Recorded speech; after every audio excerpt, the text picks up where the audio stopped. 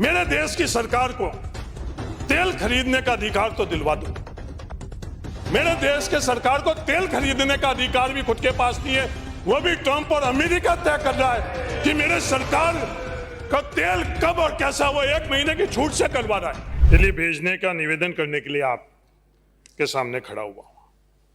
सभापति महोदय, ज्यादातर विधायक लाने के पीछे मंशा रहती है कि जो कानून है उनका सरलीकरण करना।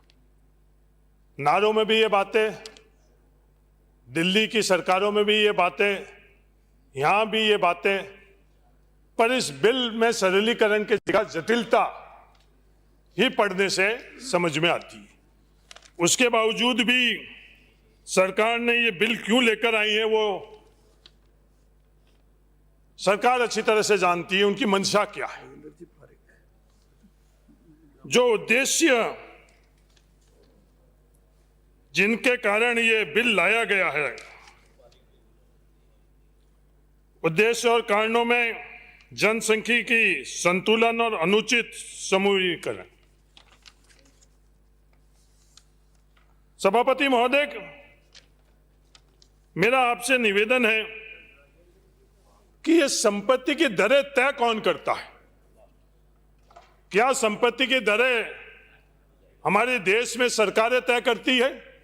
नहीं, संपत्ति की दरें तय करती है बाजार, और बाजार किस आधार के ऊपर तय करती है वो हम सब लोग अच्छी तरह से जानते हैं।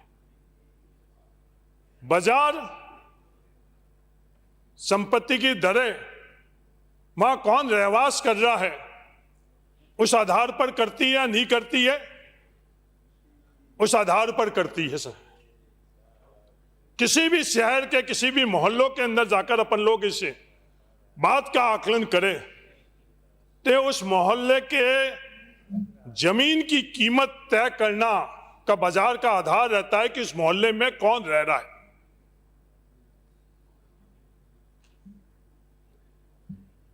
मंत्री महोदय जिस शहर में आज से आते हैं, संसदीय मंत्री महोदय जिस मोहल्ले में ये रहते हैं, सरदारपुरा, उस सरदारपुरा और शास्त्री नगर की जमीन की कीमत जोधपुर शहर में सबसे अधिक है। क्या उसको रोक सकेंगे हम? नहीं रोक सकेंगे। वो संसदीय मंत्री महोदय जी की समझदारी थी कि उस डेमोग्राफी के का आकलन कर कर और संसदीय मंत्री जी ने वहां जमीन ले ली, उस जमीन के कीमत बढ़ रही है। उनके बिल्कुल पड़ोस के अंदर घाचियों का मोहल्ला है, भीमराजी भाटी, उस जमीन की कीमत वहां से 10 गुनी कम है। भीमराजी भाटी के मोहल्ले में नहीं ली ये समझदारी। तो ये समझ कौन तय करवाती है? समझ बाजार तय करवाती। उसके विपरीत हम लोग ये कूतर्क देकर कि हम वहां की जमीन की कीमत का संरक्षण किसी कानून से लेकर आई, ये लोकतांत्रिक देश और संविधान के मार्फत से हम लोग नहीं ला सकते हैं। व्यवहारिक तौर पर ही है। हां, आप संदेश क्या देना चाहते हो? संदेश अगर आप देना चाहते हो तो समुदाय के बीच के अंदर दूरियां कहां, तो उस संदेश के अंदर आप जरूर सफल हो सकते हैं, पर संविधान इसकी इजाजत नहीं देता है। ये जहां इस तरह का कानून बने हुआ है, क्या वो आर्टिकल 14 के अंतर्गत ठीक है? नहीं है। ये संपत्ति का अधिकार कौन सा अधिकार है? मौलिक अधिकार है? नहीं, ये हम लोगों का संवैधानिक अधिकार है।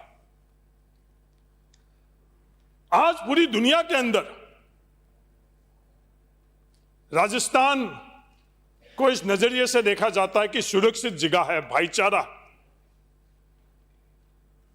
कोविड के वक्त सबसे ज्यादा अगर किसी प्रदेश दूसरे प्रदेश से किसी प्रदेश के अंदर आने की मंशा किसी की बनी इस देश के अंदर, वो राजस्थान है।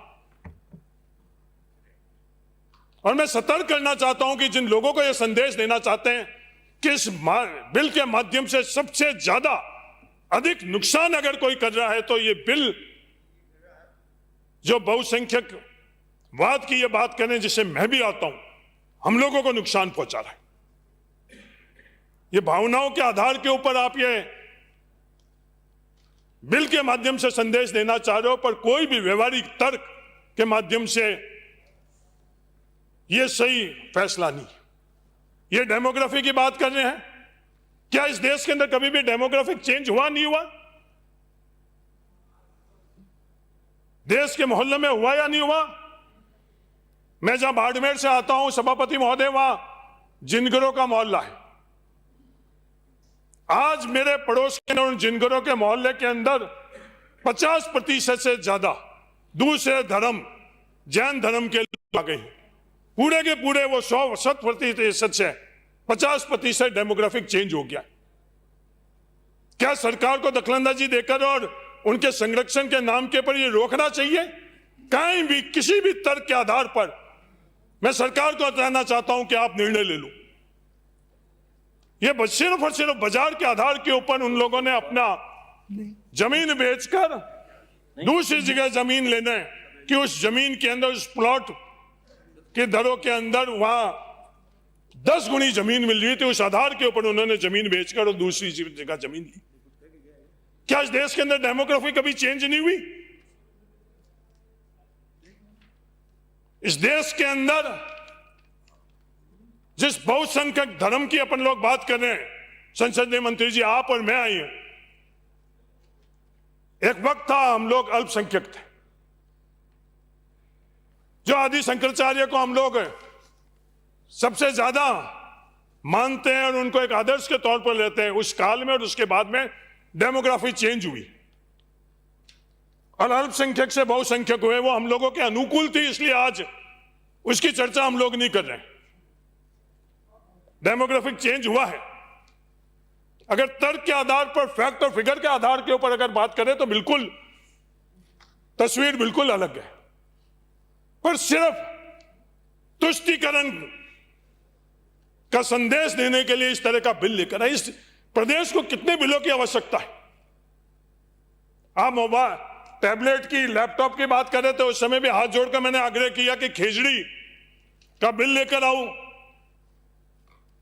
पर खेजड़ी का बिल लेकर नहीं आ रहे हैं कि उसमें भावनाओं का टकराव नहीं है। उसमें सबसे ज्यादा संरक्षण किसको मिल रहा है, जिसके कारण आज हम लोग मानव के तौर पर जिंदा है, संसदीय मंत्री जी और मैं। वो खेजड़ी का बिल नहीं लेकर आएंगे, वो हमारी प्राथमिकता नहीं है। पर इस तरह का बिल लेकर आए, इस बिल के माध्यम से, सदन के माध्यम से राजस्थान को बताना कि कितने इस तरह के केसेस हुए जिसके कारण इस बिल की आवश्यकता रही। निरंकुश की बात कर रहे हैं, अपील और रिव्यू का पूरा अधिकार आपने प्रशासन को दिया। इस सदन को अधिकार नहीं है प्रशासन के संदर्भ में अंगुली उठाने का। निरंकुश किया किसने? एसडीएम की अकाउंटेबिलिटी किस विभाग में? एसडीएम की अकाउंटेबिलिटी किसी विभाग के लिए है? देश के अंदर ज्यादातर राज्यों के अंदर एसडीएम राजस्व मंत्रालय में आता है और इस सदन के बहुमत ने यह तय किया कि एसडीएम की अकाउंटेबिलिटी राजस्व विभाग से में नहीं होने चाहिए। और वो अधिकारियों, वो सीएमओ क्या है कि कोई भी मुख्यमंत्री बन जाए, वो आरएस की ट्रांसफर तक नजर रख ही नहीं सकता। तो वहां बैठे हुए जो आईएएस है उन तक किसने दिया? सदन के बहुमत ने दिया। निरंकुश किसने किया? सदन के बहुमत ने उनको निरंकुश किया।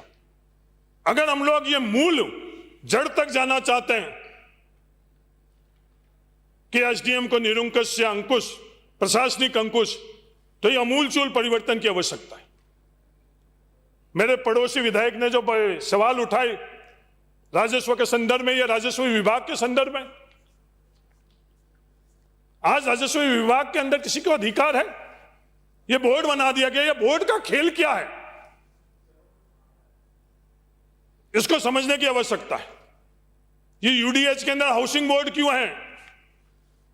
ये एनवायरमेंट मिनिस्ट्री के अंदर पॉल्यूशन कंट्रोल बोर्ड क्यों है?